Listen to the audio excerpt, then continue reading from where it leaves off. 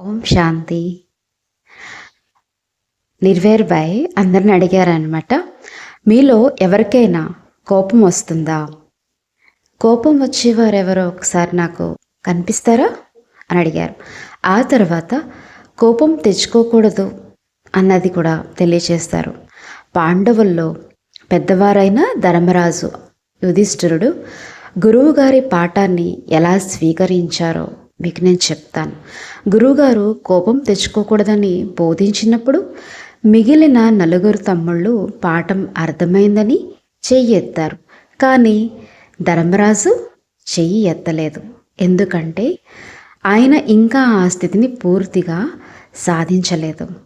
మరుసటి రోజు గురువుగారు మళ్ళీ అడిగినప్పుడు కూడా నలుగురు తమ్ముళ్ళు చెయ్యి ఎత్తారు.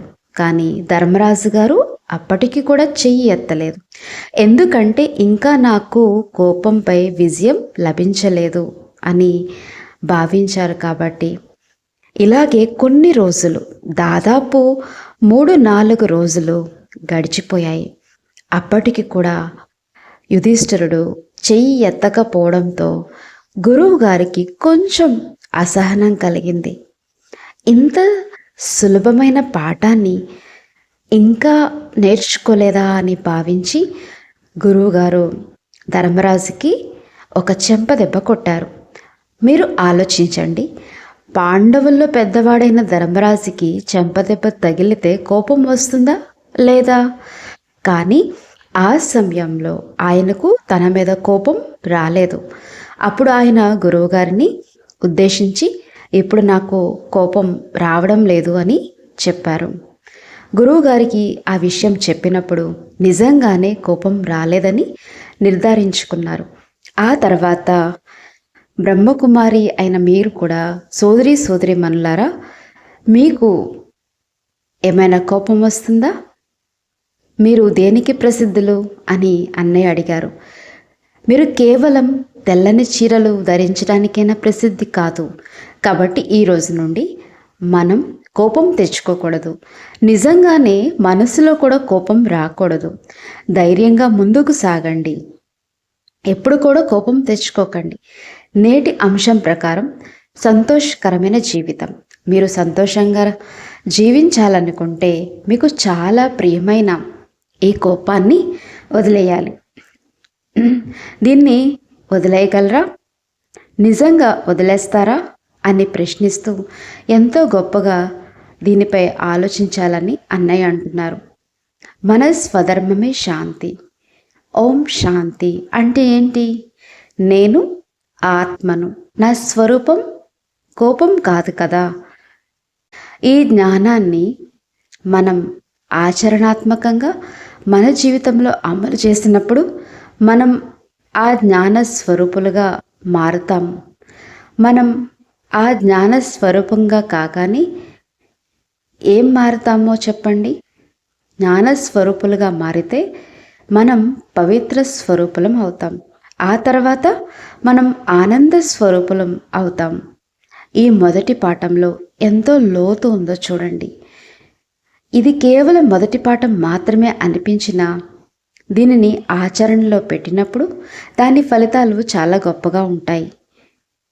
50కి పైగా ధర్మ గ్రంథాలు ఎలా నిండిపోయాయో అలాగే గొప్ప గొప్ప సాధువులు, మహాత్ములు సత్యం కోసం అన్వేషణలో ఎలా బయలుదేరారో గుర్తు చేస్తూ అన్న ఇలా అంటున్నారు. ఆ అన్వేషణలో భాగంగా ఒక కథను కూడా వినిపిస్తాను.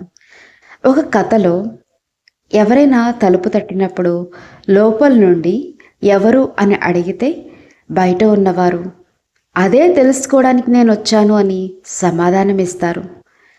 ఈ మొదటి పాఠాన్ని ఎవరైతే పూర్తిగా అర్థం చేసుకుని పక్కాగా అమలు చేస్తారో వారి వ్యక్తిత్వం మారుతుంది, వారి దృష్టి మారుతుంది, మరియు వారి మాటలు కూడా మారుతాయి. ఒకవేళ మనం ఈ మొదటి పాఠాన్ని బాగా పక్కాగా నేర్చుకుంటే అది మన జీవితంలో గొప్ప మార్పుని తీసుకొస్తుంది.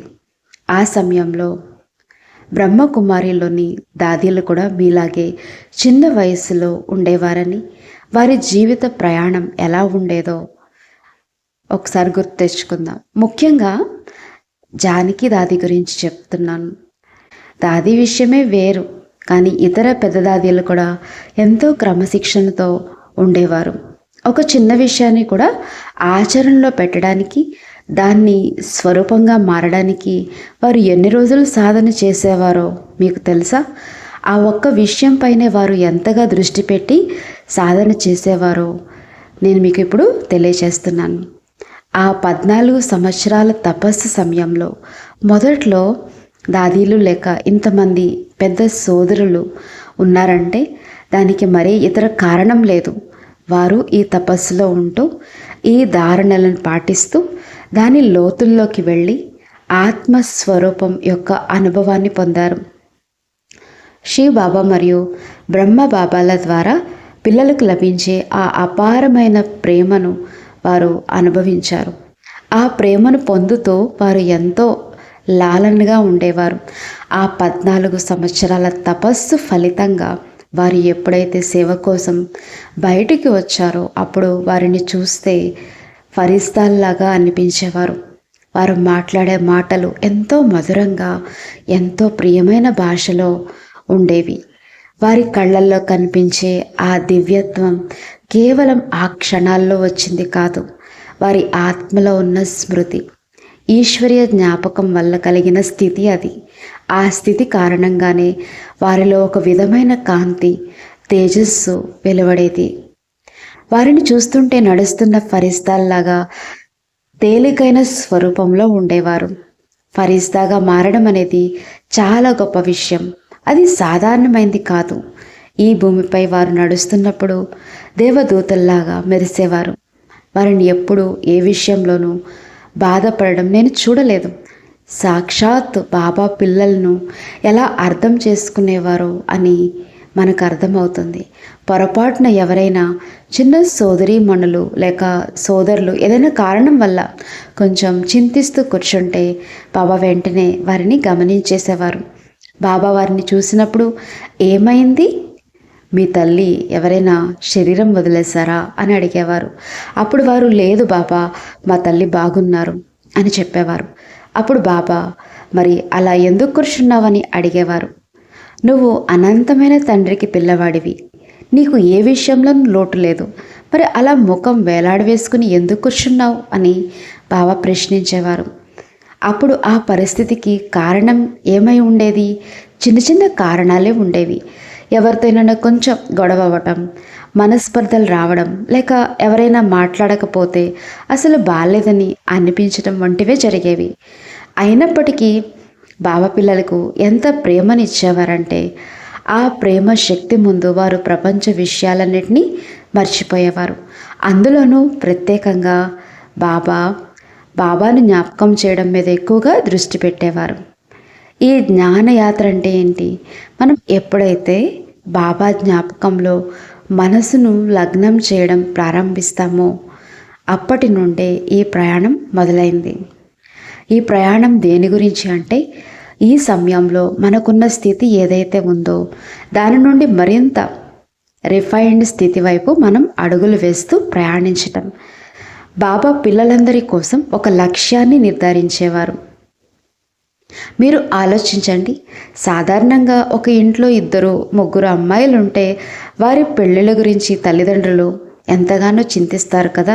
కానీ బాబా మాత్రం లేదు, వీరందరూ నా పిల్లలే అని చెప్పేవారు. ఆత్మరూపంలో ఉన్న వారందరినీ ఆయన పిల్లలుగానే పిలిచేవారు. వారు ఎవరి పిల్లలు? సాక్షాత్ పరమాత్ముడైన భగవంతుని పిల్లలు. అటువంటి వారు ఎప్పుడు కూడా సంతోషంగా లేకపోతే ఎలా? సదా సంతోషంగా ఉండటానికి ఆధారం ఏంటి? సదా సంతోషంగా ఉండడానికి ప్రధానమైన ఆధారం ఇదే. ఒకవేళ జ్ఞానాన్ని సరిగ్గా లోతుగా అర్థం చేసుకుని దానిని జీవితంలో ధారణ చేసి దానితో పాటు మనసుని ఎలా స్థిరపరచాలో నేర్చుకుంటే బాబా జ్ఞాపకం యొక్క శక్తితో మనల్ని అశాంతికి గురిచేసే విషయాలన్నీ అంతమైపోతాయి.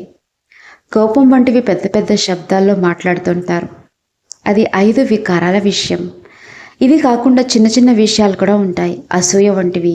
వీటి వల్ల కూడా మనసు యొక్క సుఖం చక్రంలాగా తిరుగుతూ అలజడికి లోనైపోతుంది. ఈరోజు మీరు ఒక పని చేయాలి. మీ దగ్గర నోట్బుక్లు ఉన్నాయి కదా, ఈ నోట్బుక్లో మీకు 5 నిమిషాల సమయం ఇస్తాను. బాబాకు ఒక లేఖ రాయండి. మీ లోపల ఏ లోపం ఉందని మీరు భావిస్తున్నారో మరియు దాన్ని నేను దూరం చేసుకుంటే నా జీవితంలో చాలా శాంతిగా సుఖంగా ఉండగలనని మీకు అనిపిస్తుందో దాని గురించి రాయండి. మీరు ఒకసారి నిజమైన మనసుతో బాబాకు లెటర్ రాయండి. క్లుప్తంగా రాయండి, మరి సుదీర్ఘంగా వద్దు. కోపం గురించి ఇందాక అందరూ చెయ్యి ఎత్తారు కదా, ఎవరైతే చెయ్యి ఎత్తారో వారు కూడా ఆ ఉత్తరంలో ఇలా రాయండి. ఈరోజు నుండి బాబా ఈ కోపాన్ని కూడా మీకు అర్పిస్తున్నాను అని. ఇప్పుడు రాసే పనిని అందరూ పూర్తి చేస్తున్నందుకు ధన్యవాదాలు. ఇప్పుడు ఎప్పుడైనా సరే మనసులో చూడండి, ఇప్పటికీ మనందరం కూడా పాత సంస్కారాల కారణంగా ఎప్పుడైనా మళ్ళీ కోపం రావచ్చు, లోభం అంటే దురాశ రావచ్చు, మోహం రావచ్చు. ఇవన్నీ పెద్ద పెద్ద విషయాలు కావు. కానీ మీరు గమనిస్తే ఆ సమయంలో మీకు లోపల నుండి ఇలా అనిపిస్తుంది, ఇది జరగకూడదు, నా మనసులో ఇలాంటివి రాకూడదు అని. అప్పుడు మీరు ఏం చేస్తారు? ఏదైనా అలాంటి విషయం జరిగితే బాబాకు అప్పగించేయండి అని అంటారు కదా. మరి ఏం చేయాలి? మీరు ఆలోచన ద్వారా కూడా ఆ విషయాన్ని బాబాకు ఇచ్చేయవచ్చు. బాబా, ఇది నేను మీకు ఇచ్చేసాను కదా, మరి ఇది నా దగ్గరకు ఎందుకు వస్తుంది? నేను కోపాన్ని మీకు అర్పించాను కదా, మరి నాకు ఎందుకు వస్తుంది అని చిన్న పిల్లల్లాగా మీరు బాబాతో మాట్లాడవచ్చు. అలా చేస్తే దాని ఫలితం మీకు ఏం దొరుకుతుంది? మీరు నడుస్తున్న ఆ సంకల్పాల మధ్యలో బాబాను తీసుకొచ్చారు కాబట్టి బాబా సర్వశక్తివంతుడు. బాబా మధ్యలోకి వస్తే ఆ సమస్య అక్కడికక్కడే ముగిసిపోతుంది. దీనికి ఎంత సమయం పడుతుంది? కేవలం ఒక్క సెకండ్ మాత్రమే. కాబట్టి ఎప్పుడైనా బలహీనమైన ఆలోచనలు వచ్చినప్పుడు వెంటనే బాబాను మీ మనసులోకి స్మరించుకోండి. ఆ సమయంలో బాబాతో మీ మనసులోనే మాట్లాడుకోండి. మనం ఊరికే బాబాను గుండెలకు హాయినిచ్చేవాడు అని అనం. గుండెకు హాయి ఎప్పుడు దొరుకుతుంది? ఎప్పుడైతే మన మనసులో ఇటువంటి అనవసరమైన ఆలోచనలు ఉండవో అప్పుడే మనకు ప్రశాంతత లభిస్తుంది. ఒకవేళ మనం ఈర్ష్యతో కూడిన విషయాలు ఆలోచిస్తూ ఉంటే, ఎవరైనా మీతో సరిగ్గా ప్రవర్తించకపోతే మీకు కోపం వస్తూనే ఉంటుంది. అలాంటి సందర్భాల్లో ఏవైనా విషయాలు ఉంటే వాటిని సంకల్పాల ద్వారా బాబాకు అప్పగిస్తూ ఉండండి. ఒకవేళ ఆ ఆలోచనలు మళ్ళీ వస్తే ఉత్తరం రాసి మళ్ళీ బాబాకు సమర్పించండి. ఆ ఉత్తరాన్ని మీ దగ్గరే ఉంచుకున్నా పర్వాలేదు. ఎందుకంటే చాలామంది దాన్ని వేరొకరు చదువుతారేమో అని భయపడతారు. పెద్ద దీదీలు చదివితే ఏమనుకుంటారో అని అనుకుంటారు. ఇప్పటికీ నాకు అలా అనిపిస్తుంది. వాస్తవానికి పెద్ద దీదీలు మీకు ప్రేమను పంచేవారే, మిమ్మల్ని సరైన మార్గంలో నడిపించేవారే. వారికి మీరు భయపడాల్సిన అవసరం ఏమీ లేదు. కానీ ఒకవేళ మీకు భయం అనిపిస్తే మిమ్మల్ని మీరు మార్చుకోవడానికి సులభమైన మార్గం ఏంటి? మిమ్మల్ని మీరు మార్చుకోవడానికి సులభమైన మార్గం ఏంటి? శివ బాబాను, బ్రహ్మ బాబాను మీ మనసులో మీ ముందు ఉన్నట్లుగా భావించండి. ఆ బాబాతో మీ మనసులోని మాటను నిజాయితీగా చెప్పండి. మళ్ళీ లెటర్ రాయండి. ఇలా అనిపించినప్పుడల్లా రాయండి. ఆ తర్వాత ప్రతిరోజు పడుకునే ముందు మీ అంతరాత్మను మీరు పరీక్షించుకోండి. ఇలా చేయటం వల్ల మీరు ఎంతో తేలికైన మనసుతో హాయిగా నిద్రపోవచ్చు. ప్రతిరోజు రాత్రి పడుకునే ముందు మనల్ని మనం పరిశీలించుకోవడం వల్ల మన మనసు ఎంతో ప్రశాంతంగా మారుతుంది. రోజంతా జరిగిన విషయాలను బాబా ముందు ఉంచి తేలికగా విశ్రాంతి తీసుకోవచ్చు. ఈ విధంగా రోజువారీ జీవితంలో బాబా చూపిన మార్గంలో నడుస్తూ చిన్న చిన్న విషయాల్ని కూడా బాబాకు అప్పగిస్తూ ఉంటే మన జీవితం ఎంతో ఆనందంగా ఉల్లాసంగా మారుతుంది. మనసులో ఏదైనా అనవసరమైన సంకల్పాలు వచ్చినప్పుడు వాటిని చూసి భయపడకండి. ఎంత పెద్ద విషయం అయినా సరే నవ్వుతూ స్వీకరించడం అలవాటు చేసుకోండి. అలా చేస్తే మీరు తేలికగా మారిపోతారు. ఏదైనా ప్రతికూలమైన విషయం మనసును తాకకుండా ఉండటమే అత్యంత ముఖ్యమైన విషయం. మనసులో ఒక చిన్న ఆలోచన కూడా ప్రతికూలంగా రాకూడదు. దీనికి సులభమైన మార్గం ఏంటంటే మీ స్వధర్మం ఏమిటో గుర్తు చేసుకోవడం. నా స్వధర్మం అంటే నేను ఏ కులమో లేక ఏ మతమో కాదు. నా నిజమైన స్వధర్మం ఆత్మస్వరూపం మరియు శాంతి. ఆత్మస్వరూపంలో ఉండటమే మనల్ని మార్చుకోవడానికి ఒక మార్గం. మీరు మీ స్వధర్మంలో స్థిరంగా ఉండటానికి మరొక మార్గం ఉంది. ఇది చాలా పెద్ద విషయం. మీరు ఎప్పుడైనా గమనించారా? ఎవరైనా జ్ఞానుల మాటలు విన్నప్పుడు లేక చదివినప్పుడు వారి నోటి నుండి మీరు ఎప్పటికీ ప్రతికూలమైన మాటలు వినరు. వారు ఎప్పుడు పాజిటివ్గానే మాట్లాడుతుంటారు. ఉదాహరణకు చిన్నపిల్లలు ఎవరైనా ఎక్కడైనా పడిపోయి దెబ్బ తగిలించుకుంటే అప్పుడు ఏం చేసేవారో గుర్తెచ్చుకోండి. ఆ సమయంలో పిల్లలను ఓదార్చడానికి అరే అక్కడ ఏదో చిన్న పురుగు చనిపోయింది చూడు అని ఏదో ఒకటి చెప్పి వారి దృష్టిని మళ్లించేవారు. అలా ప్రేమతో అర్థమయ్యేలాగా చెప్పి వారికి ఏదైనా వస్తువు ఇచ్చి వారి ఏడుపును ఆపేసేవారు. బాబా కూడా అలాగే ఉంటారు. బాబా కూడా అలాగే అంటారు, మీరు నా ప్రియమైన పిల్లలు. బాబా ఇచ్చే ప్రేమ అంటే ఏమిటి? ఆ ప్రేమ ఏమిటంటే బాబాను మీ మనసులో ఉంచుకోవటం. ఏదైనా సమస్య వచ్చినప్పుడు ఆ సమస్యను బాబాకు అప్పగించేయాలి. అప్పుడు మీరు నిశ్చింతగా ఉండి నవ్వడం మొదలు పెడతారు. దీనిపై ఒక పాట కూడా ఉంది, మీకు గుర్తుందా? ఎవరో ఒకరు మనల్ని తమ వారిగా చేసుకుని మనకు నవ్వడం నేర్పించారు.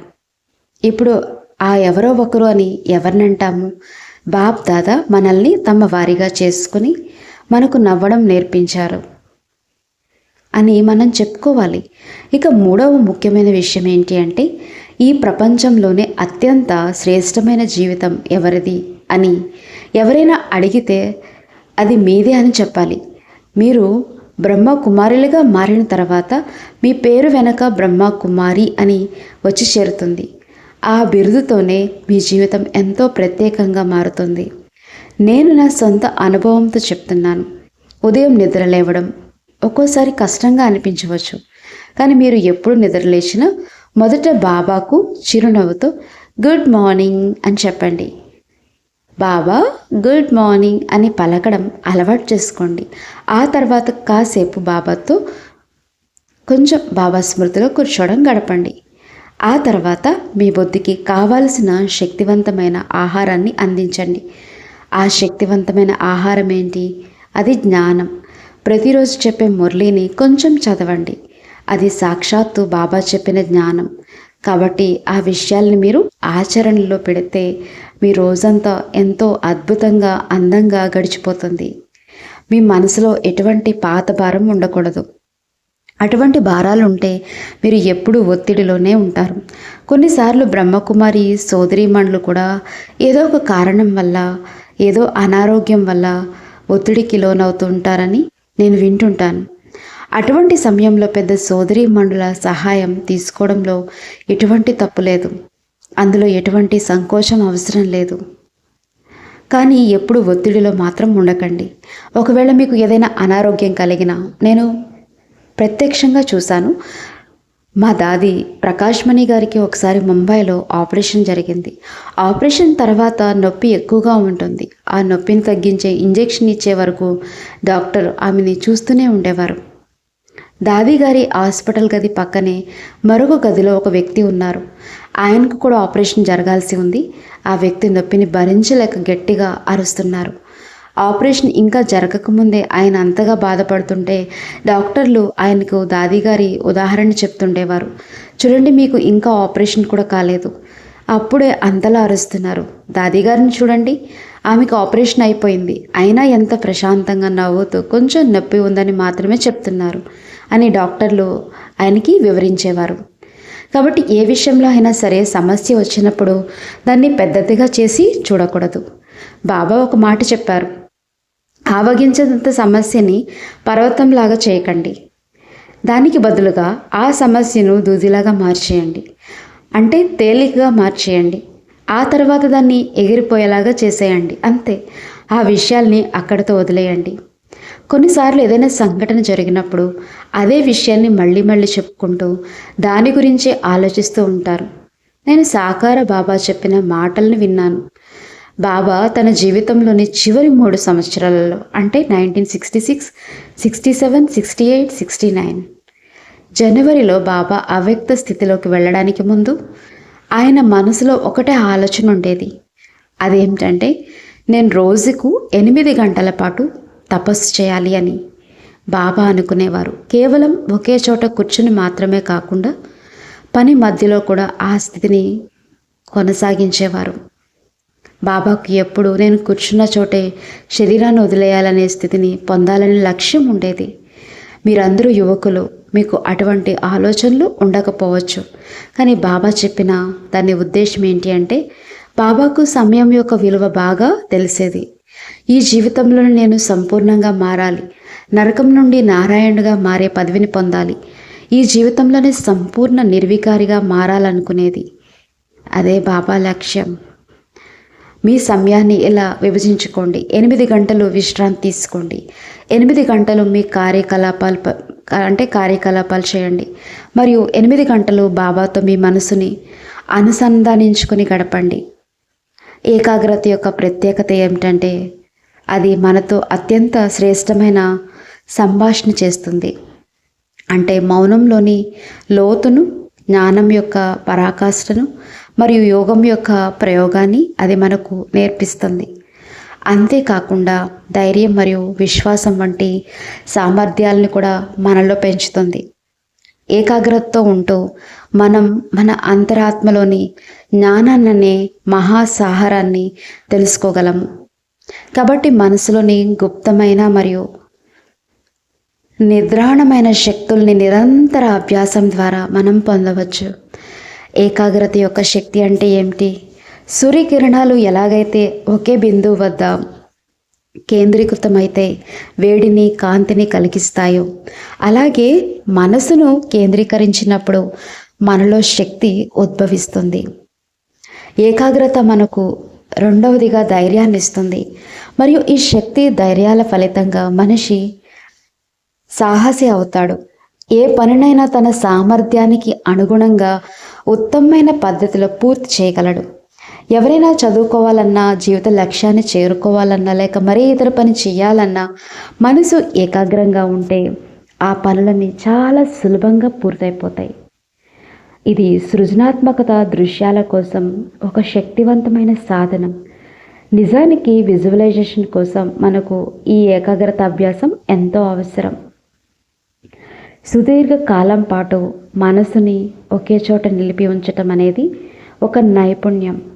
దీనివల్ల పిల్లలకు చదువులో మేధస్సును పెంచుకోవటంలో ఎంతో మేలు జరుగుతుంది. జీవితంలో ఏ లక్ష్యాన్ని సాధించాలన్నా, సఫలం కావాలన్నా ఏకాగ్రత అనేది అత్యంత ఆవశ్యకం. ఇది మానసిక నిపుణతను మరియు మనశ్శాంతిని పొందడంలో కీలక పాత్ర పోషిస్తుంది. ఏకాగ్రత యొక్క ఉపయోగాలు మరియు లాభాలు మరెన్నో ఉన్నాయి.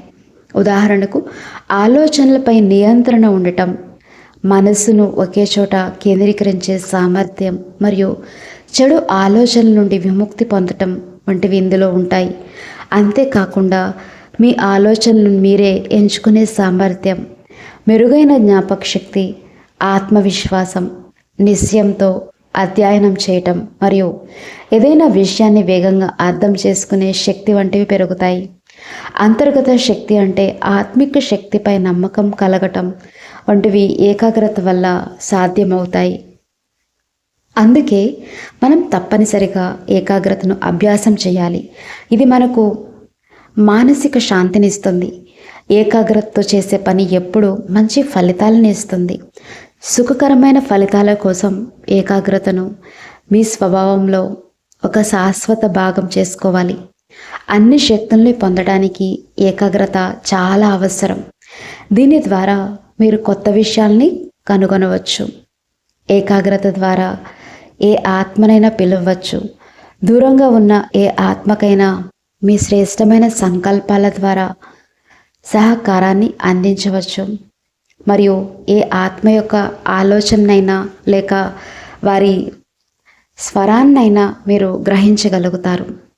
ఏకాగ్రత యొక్క శక్తి వల్ల ఇతరులకు అర్థం చేసుకునే శక్తి స్వయం చాలకంగా పెరుగుతుంది. ఏకాగ్రత శక్తి ద్వారా దూరంగా ఉన్నవారు కూడా ఇబ్బందుల్లో ఉన్నా, దుఃఖంలో ఉన్నా, అశాంతిగా ఉన్నా లేక అనారోగ్యంతో బాధపడుతున్న వారికి మీరు శాంతి, శక్తి, శుభ కళ్యాణం మరియు ఆరోగ్యవంతులుగా ఉండాలనే వరదానాన్ని ఇవ్వగలరు. మనం ఎప్పుడు ఇతరుల కోసం శుభ సంకల్పాలు కలిగి ఉండటం, అందరినీ గౌరవించటం వంటి గుణాలు మనలో వృద్ధి చెందుతూనే ఉండాలి. అందుకే మనం ఏకాగ్రతను తప్పనిసరిగా అభ్యాసం చేయాలి. మన మొదటి నిధి లేక సంపాదన ఏమిటంటే మన ఆలోచనలు. ప్రపంచంలో మనం చూసే వస్తువులు, సౌకర్యాలు అన్నీ మొదట మన మనస్సులోనే పుడతాయి. మొదట ఆలోచన వస్తుంది, ఆ తర్వాతే అది ఒక వస్తువు రూపంలోకి మారుతుంది. కాబట్టి ఈ అమూల్యమైన ఆలోచనల సంపదనను ఎప్పుడు వ్యర్థం చేయకూడదు. మనసులో ఎంత శాంతి, పవిత్రత మరియు ఏకాగ్రత ఉంటాయో అంతగా సృజనాత్మకమైన, సాకారమైన ప్రణాళికలు మరియు ఊహలు ఉద్భవిస్తాయి. కాబట్టి మనసులోని ఈ విలువైన ఆలోచన శక్తిని వ్యర్థమైన మరియు ప్రతికూలమైన ఆలోచనలు పెట్టి వృధా చేసుకోకూడదు. ఉదాహరణకు, గడిచిపోయిన పాత విషయాలను మళ్ళీ మళ్ళీ తలుచుకోవడం, అనవసరమైన విషయాలపై మనసును పాడు చేసుకోవడం వంటి ఎన్నో విషయాల్లో మన శక్తుల్ని వ్యర్థంగా పోతూ ఉంటాయి. అందుకే మన ఆలోచన శక్తి ఇది ఎంతో విలువైన నిధి. దీన్ని ఎట్టి పరిస్థితుల్లోనూ వ్యర్థంగా పోనివ్వకూడదు. నీటి బిందువులు ఒక్కొక్కటిగా ఆవిరిగా మారి ఎలాగైతే ఒక పెద్ద మేఘంలాగా మారుతాయో అలాగే మన ఆలోచనల ద్వారా కూడా ఫలితాలు అనేవి వస్తాయి. ఆలోచనలు అంటే ఆలోచన శక్తి కూడా కంపనాల రూపంలో నిక్షిప్తమై ఉంటుంది. ఒకవేళ మీ ఆలోచనలు సానుకూలంగా ఉంటే ఆ సంకల్పాల శక్తి వల్ల ఫలితాలు కూడా సానుకూలంగానే ఉంటాయి. ఒకవేళ మీ ఆలోచనలు వ్యర్థంగా లేక ప్రతికూలంగా ఉంటే ఆ సంకల్పాల నుండి వచ్చే ఫలితాలు కూడా ప్రతికూలంగానే ఉంటాయి. అందుకే మనం ఎప్పుడూ సానుకూలంగానే ఉండాలి. మనం నిరంతరం సానుకూల దృక్పథంతో పాజిటివ్గా ఉండాలి. మన ఆలోచన శక్తి ఎంత స్వచ్ఛంగా ఉంటుందో మన జీవితం అంత సతో భరితంగా మారుతుంది. అందుకే మన ప్రతి ఆలోచనను, ప్రతి సంకల్పాన్ని ఉన్నతంగా మరియు శ్రేష్టంగా ఉంచుకోవాలి.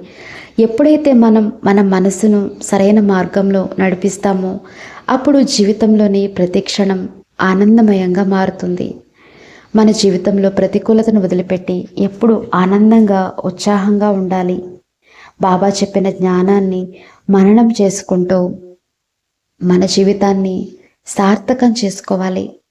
ఎప్పుడైతే మనం బాబా జ్ఞాపకంలో ఉంటూ సానుకూల ఆలోచనలతో ముందుకు సాగుతామో అప్పుడు మనకు అన్ని శక్తులు ప్రాప్తిస్తాయి. మన జీవితం ఒక దివ్యమైన ఫలాన్ని ఇస్తుంది మరియు మనం ఇతరులకు కూడా ఆ మార్గాన్ని చూపించగలము. అచ్చా. ఓం శాంతి.